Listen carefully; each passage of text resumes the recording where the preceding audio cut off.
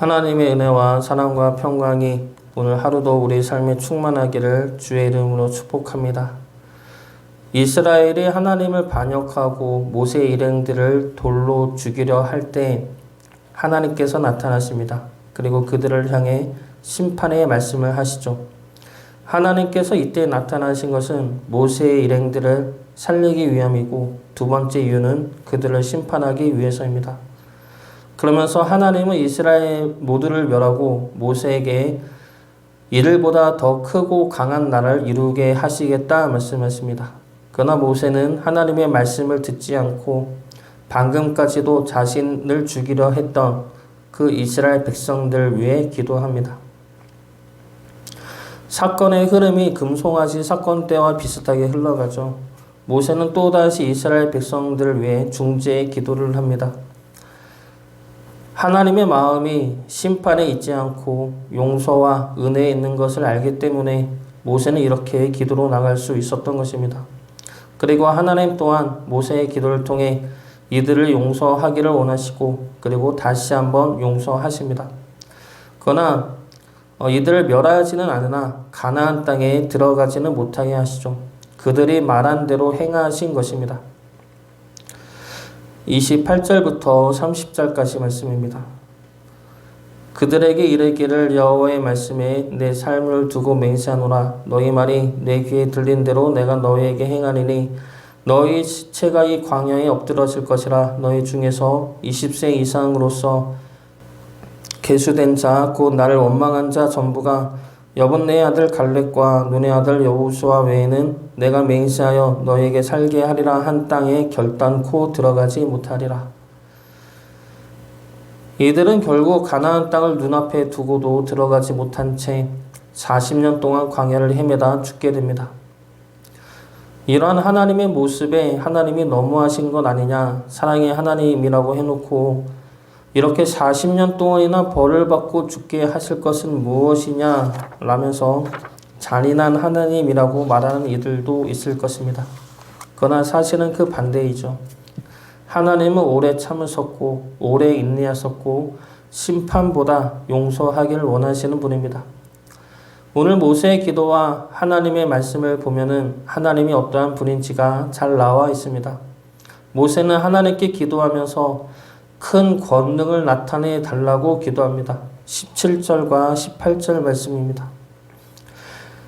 이제 구하옵나니 이미 말씀하신 대로 주의 큰 권능을 나타내옵소서. 이르시기를 여호와는 노하기를 더디하시고 인자가 많아 죄악과 허물을 사하시나 형벌 받을 자는 결탄코 사하지 아니하시고 아버지의 죄악을 자식에게 갚아 3-4대까지 이르게 하리라 하셨나이다. 여기서 모세가 간구한 큰 권능은 무엇입니까? 심판입니까? 아니죠. 구원의 능력입니다. 죄를 지어 심판받아 없어져야 할 이스라엘 백성들을 다시 구원하시는 능력입니다. 그 능력이 모세가 간구한 큰 권능이죠. 그리고 하나님의 가장 큰 권능 또한 이러한 능력입니다. 용서하시고 사하시고 구원하시는 능력입니다. 심판받아 없어져야 할 이스라엘 백성들을 다시 구원해 내시는 능력이죠. 그 능력의 하나님, 그 권능의 하나님을 오늘 말씀 통해 살펴보도록 하겠습니다. 하나님의 큰 권능은 첫 번째로 오래 참으심입니다. 22절 말씀 보겠습니다. 내 영광과 애국과 광야에서 행한 내 이적을 보고서도 이같이 10번이나 나를 시험하고 내 목소리를 청종하지 아니한 그 사람들은, 여기서 하나님이 얼마나 오래 참으셨는지가 나오죠. 하나님은 이스라엘 백성들이 10번이나 나를 시험하였다고 말씀하고 계십니다. 유대 탈무드를 보면은 이 10번을 홍해 앞에서의 사건, 마라의 쓴물 사건, 신 광야에서 만나와 메추라기 사건, 그리고 만나를 거둘 때 남겨두지 말라고 했는데 남겨두었던 사건, 안식일날 만나를 거두러 나가지 말라고 했는데 나갔던 사건, 그리고 르비딤에서 물이 없다고 한 사건, 시내산 금송아지 사건, 다베라 사건, 기브롯 핫다와에서 메추라기 사건, 그리고 가나안 땅 정탐 사건으로 보고 있습니다. 많이도 원망하고 불평을 했죠. 그러나 여기서 10번은 딱 10번이 아니라 수없이 많음을 뜻하는 관용어입니다. 그래서 수도 없이 용서하셨고 끝까지 참으셨다는 것을 말씀하고 계시는 것이죠. 매번 이들의 요구를 들어주시고 이들의 요구 앞에 하나님이 어떠한 분인지 말씀으로 그리고 기적으로 알려주셨습니다. 그러면서 가나안 땅 앞까지 끌고 오셨던 것이죠. 그리고 이번에도 모세의 기도를 통해 하나님은 또 한 번 참으십니다. 하나님은 오래 참으시는 분입니다. 하나님을 믿지 않는 자도 오래 참으셔서 결국 구원해 내시는 분이죠. 오래 참으신다는 것은 결코 포기하지 않는다는 뜻입니다. 우리 아버지도 하나님의 오래 참으심으로 인해 구원받으신 분이죠. 하나님이 우리 아버지의 불신앙을 오래 참으셔서 그리고 포기하지 않으셔서 끝끝내 구원을 해내셨습니다. 믿음 생활을 하는 우리들에게도 하나님은 오래 참으십니다. 우리가 우리의 고집과 우리의 뜻대로 살아갈 때는 그것이 하나님 앞에 잘못된 것인지 모를 때가 많습니다. 믿음 생활을 하면서도 우리 뜻대로 살아갈 때가 얼마나 많이 있습니까? 그러나 어느 순간 하나님이 우리에게 그것이 죄임을 깨닫게 하십니다. 그러면서 우리가 스스로 뒤돌아보면 하나님이 우리가 죄를 스스로 깨닫기까지 오래 참으셨구나 라고 고백할 수밖에 없습니다.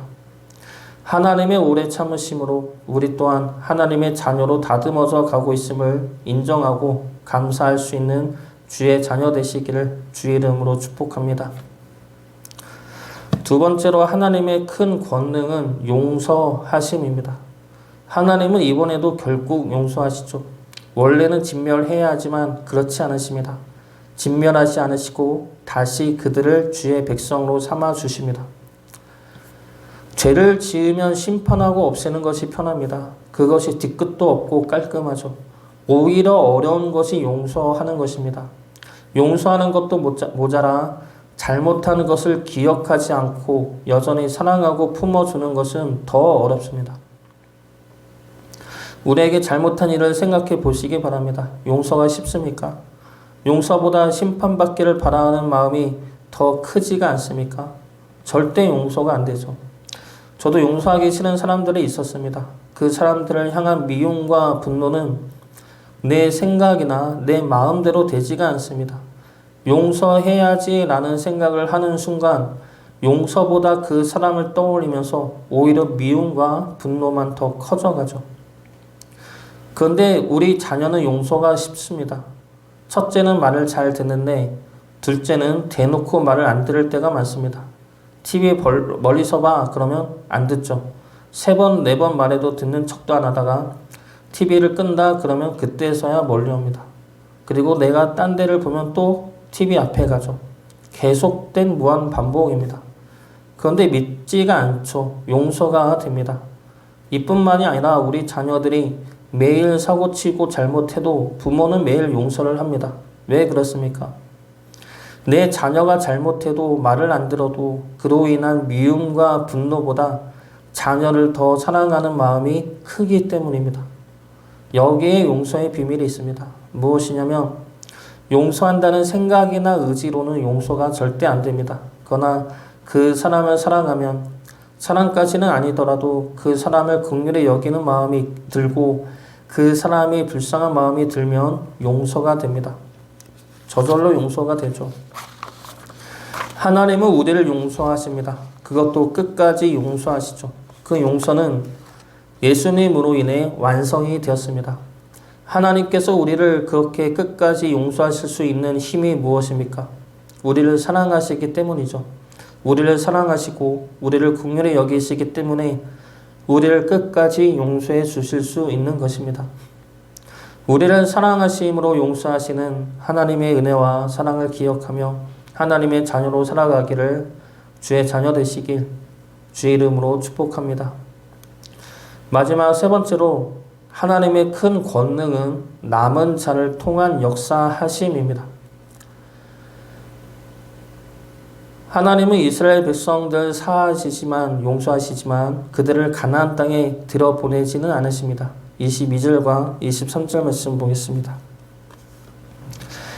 내 영광과 애국과 광야에서 행한 내 이적을 보고서도 이같이 10번이나 나를 시험하고 내 목소리를 청종하지 아니한 그 사람들은 내가 그들의 조상들에게 맹세한 땅을 결단코 보지 못할 것이요 또 나를 멸시하는 사람은 한 사람도 그것을 보지 못하리라. 여기서 10번이나 나를 시험했다는 것은 아까도 이야기했듯이 10번의 사건이기도 하지만 끝없이 나를 시험하였다는 뜻이고 끝까지 나를 믿지 아니했다는 뜻이기도 합니다. 하나님의 땅은 하나님을 믿음으로 주어지는 땅입니다. 그 땅은 하나님의 나라이죠. 하나님의 나라를 예표하는 땅이기 때문에 그 나라에는 믿음이 없이는 갈 수가 없는 나라입니다. 그러나 믿음만 있다면 그 나라에는 갈 수가 있죠. 갈렙과 여호수아는 하나님을 믿음으로 그 나라에 갈 수가 있게 됩니다. 여기서 하나님이 일하시는 방식이 어떠한지를 우리가 볼 수가 있는데 하나님은 바로 남은 자를 통해 역사하신다는 겁니다. 하나님은 이스라엘 백성들의 반역으로 인해 40년을 또 기다려야 했습니다. 40년 동안 그들과 함께하며 그들을 처음부터 다시 하나님의 자녀로 하나님의 백성으로 만드는 과정을 해야 합니다. 그럼에도 불구하고 하나님은 그 작업을 해 나가시죠.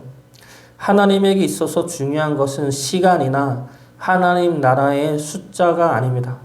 끝까지 믿음을 붙드는 자이죠. 그 자들이 단 몇 명이라도 그 자들만 있다면 하나님은 그 자들을 통해 구원의 역사를 써 내려가십니다. 노아의 시대 때도 노아의 가족이 남은 자였습니다. 아합의 시대 때도 하나님은 바알에게 무릎을 꿇지 아니한 7,000명을 남은 자로 삼으셨습니다. 그리고 오늘 말씀에도 여호수아와 갈렙만이 남은 자입니다. 그래서 하나님은 여호수아와 갈렙을 중심으로 다시 하나님의 백성을 만들어 역사해 내십니다. 비록 지금은 여호수아와 갈렙 두 사람밖에 없지만 하나님께서 이 남은 자들을 통해 역사하시면 그 열매는 예수님의 씨 뿌리는 열매의 비유처럼 씨 뿌리는 자의 비유처럼 30배, 50배, 100배의 결실을 맺게 될 것입니다. 우리가 그러한 남은 자가 되기를 원합니다. 세상 풍조에 휘말리지 않고 현실의 어려움에 낭망하지 않고 그리고 잘못된 말들에 흔들리지 않고 끝까지 하나님 말씀 위에 서서 하나님을 믿음으로 이 시대의 남은 자가 되기를 바랍니다. 그래서 우리를 통해 하나님의 거룩한 땅과 축복이 우리 있는 모든 곳에 임하기를 주의 이름으로 축복합니다.